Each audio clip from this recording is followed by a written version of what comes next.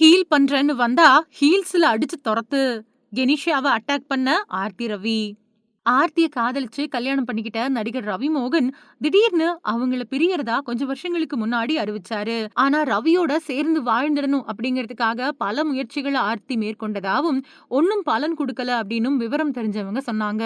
இப்போ தன்னோட மகன்கள வளர்க்கக்கூடிய பொறுப்புல இருக்காங்க ஆர்த்தி. இந்த நிலையில அவங்க இன்ஸ்டாகிராம் போஸ்ட் ஒண்ணு விவாதத்த ஏற்படுத்தியிருக்கு.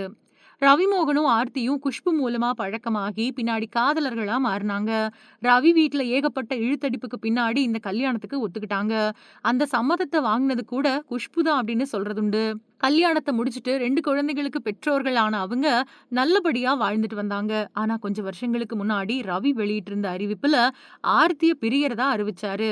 அந்த அறிவிப்பு ஒட்டுமொத்த தமிழ் திரையுலகத்திலயும் பெரிய பேசு பொருளாச்சு. அது மட்டும் இல்லாம இந்த பிரிவு அறிவிப்பு வெளியிட்ட கொஞ்ச நாட்கள்லயே கெனிஷாவும் ரவியும் ஒரே கலர்ல ட்ரெஸ் போட்டுக்கிட்டு ஒரே கல்யாணத்துல கலந்துக்கிட்டாங்க. கெனிஷா கூட ரவி நெருக்கம் காட்டுறது அப்பட்டமா தெரிஞ்ச பின்னாடி அவங்க கூட சேர்ந்து வாழ்றது அப்படின்னு எடுத்த முயற்சிகள் எல்லாமே தொடராம அப்படியே நிறுத்திட்டாங்க ஆர்த்தி. மகன்கள வளர்க்கறதுல முழு கவனத்தையும் செலுத்திட்டு வராங்க. அவங்கள பொறுத்தவரைக்கும் மகன்கள் தான் இப்போதைக்கு எல்லாமுமா இருக்காங்க. குழந்தைகள் தினம், அன்னையர் தினம் இதுக்கெல்லாம் அவங்கள வச்சு ஆர்த்தி போடக்கூடிய இன்ஸ்டாகிராம் போஸ்ட்டுகள் எல்லாமே வைரல் ஆகுறதும் குறிப்பிடத்தக்கது. இது ஒரு பக்கம் இருக்க, கெனிஷா ஒரு வீடியோவ வெளியிட்டு சென்னையில இருந்து வெளியேறதா சொல்லியிருந்தாங்க. அதே மாதிரி ரவியோ செய்தியாளர்கள சந்திச்சு தன்னோட மகன்கள கூட அவங்க பார்க்க விடுறதில்ல அப்படின்னு கொதிச்சாரு. இதுக்கிடையில ரவிமோகன் தனக்கு ஜீவனாம்சமா மாதம் மாதம் 40 லட்சம் ரூபாய் வழங்க உத்தரவிடணும் அப்படின்னு நீதிமன்றத்துல மனு தாக்கலும் செஞ்சிருந்தாங்க. என்னது மாசம் 40 லட்சமா அப்படின்னு எல்லாருமே வாய பிளந்தாங்க. அதுவரைக்கும் ஆர்த்திக்கு சப்போர்ட் பண்ணிக்கிட்டு இருந்த பல பேர்ல ஒரு தரப்பினரோ அவங்கள ஜீவனாம்சம் கேட்ட விஷயத்துல ட்ரோல் பண்ணாங்க.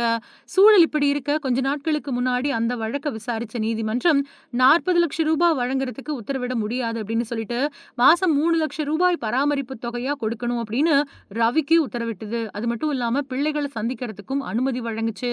இந்த நிலையில ஆர்த்தி ரவியோட இன்ஸ்டாகிராம் போஸ்ட் ஒண்ணு விவாதத்தை ஏற்படுத்தி இருக்கு. அவங்க தன்னோட ஸ்டோரியில எவனாச்சும் எவளாச்சும் உன்னை ஹீல் பண்றேன் அப்படின்னு வந்தா ஹீல்ஸ்லயே அடிச்சு துரத்திரு அப்படின்னு குறிப்பிட்டிருக்காங்க.